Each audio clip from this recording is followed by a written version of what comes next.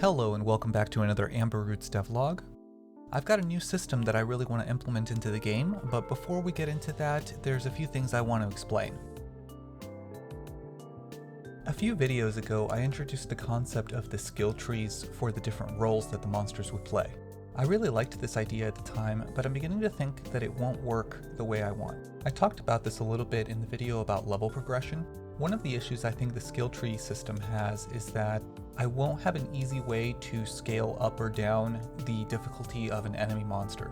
Additionally, I want to give the players the ability to have several monsters, and having to manage all of the different skill trees for each role for each individual monster seems to me like it could get really tedious and out of hand. So I've come up with what I think is a pretty good alternative. A system where you still have to manage the roles that your monsters will play in combat, and you'll still have to make decisions about how they progress in those roles, but it'll be presented in a way that will be a lot less tedious, I hope. In order to help explain and illustrate this, I created this piece of mock-up art in Sprite. I'm thinking of going with what essentially is a class system for the monsters, and if you've played games with job systems, you can kind of think of it like that a little bit. So each monster will be able to have multiple classes, and each class will be able to be customized. So the skill trees that I had initially introduced will become these classes instead. In this other mockup, I'm showing how a particular class might be customizable. For example, you might be able to improve the warrior's attack or their defense, and you might be able to get some new abilities by picking the warrior class. So it's just a matter of defining what each class is and how many classes a monster will be able to have. I think it'll be a lot more streamlined while still giving a lot of choice to the player. Before I get to work on that though, I want to go over one last thing. So this is what the attribute system looks like currently in Amber Roots. It's really simple. I put it together when I did the leveling system, and every monster has one of these monster attributes. They're all just integers, and the appropriate attribute is just being called based on the situation. But I think I want to expand on this when I go into the class system, so I'm going to work on that as well. But now I'm going to get started, and I'll catch up when I've got something to show.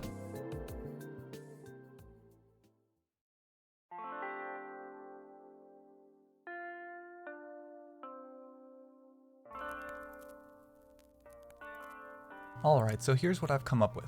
First off, I'm in the process of redoing some of the UI in the style that I showed earlier on the mockups. Here's the summary screen, and we can look at the classes of a particular monster, and here are the classes that are available for that monster. So you can see that this monster has one class available, meaning I can pick one of these classes over here. In this top row, these are all the tier 1 classes. Any one of these tier 1 classes can be picked so long as a monster has a class available. This next row is the tier 2 classes. These have special requirements that your monster has to meet before being able to take them, even if they've got a class available. So on Dreyfos here, I'm going to go ahead and I'm going to learn the warrior class.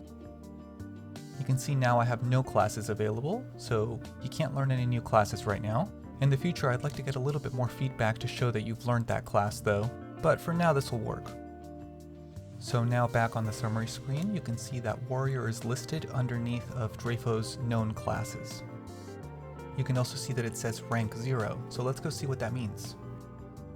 So this is a class screen, and here we can see Dreyfos' warrior class, which again is at rank 0, and you can see Dreyfos has 10 class points available. Those points are earned by leveling up, and I preemptively leveled it up to level 2. Some of the attributes on the side there are running off the screen a little bit, so I'll have to fix that later. But for now, let's look at these class points. Now we've got 10 points, and also we've got attributes per rank shown over here. These are the attributes that are earned for every rank in warrior. And these two options down here are how we increase the rank, by spending class points. And you can see on the left panel there, the changes that will happen to my attributes if I were to spend a point here. So let's go ahead and spend Dreyfos' 10 class points, and we'll distribute them across both of these options. Okay, so now Dreyfos has no more class points, and the warrior class is now at rank 10.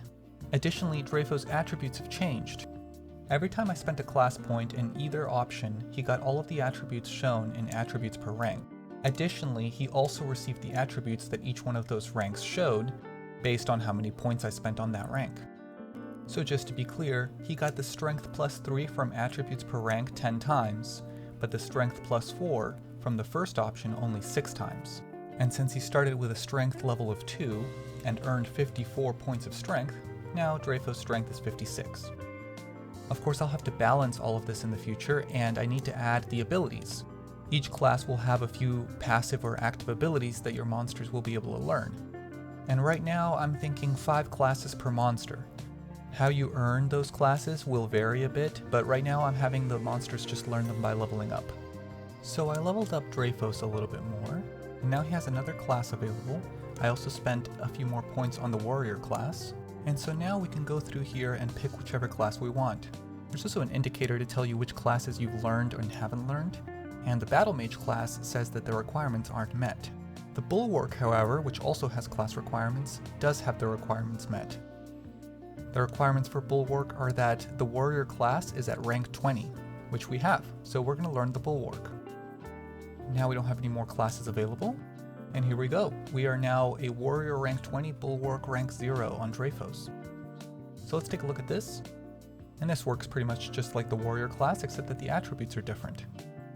Bulwark will focus more on defense and defending allies. Once I start adding abilities to each class, it'll also help distinguish them a lot more. Right now they're all just attribute based. But let's spend a few of these class points on the bulwark. Now class points are shared across all of your monsters' classes, so those last 5 points that I had I could have spent on warrior or bulwark, and that's where you'll have to make a decision about which class you want to level up. And so now Dreyfos is a warrior rank 20 and bulwark rank 5. And that's pretty much how the classes are going to work. As I said, I still need to add abilities for the classes, but for now this is working out really well, I think. Alright, so the way I did this was by creating some monster attributes which have a type, which is defined by a serialized object, a value, and a growth modifier. Then I created this class called monster attributes, which hold a bunch of different monster attributes. And this is where each attribute is defined, so the difference between health, mana, strength, etc. It's all defined here and in the monster attribute type definitions variable you can see there. And then each monster has a monster attribute system, which holds all of this information and does some basic functions that are needed. I'm not going to go into the classes too much because they're a little bit more complicated, but I also have a monster class system which holds a list of monster classes, and those are all of the classes that a monster knows. And it also has how many classes are available to that monster, how many class points that monster has, and it checks whether or not the monster has earned more class points or available classes.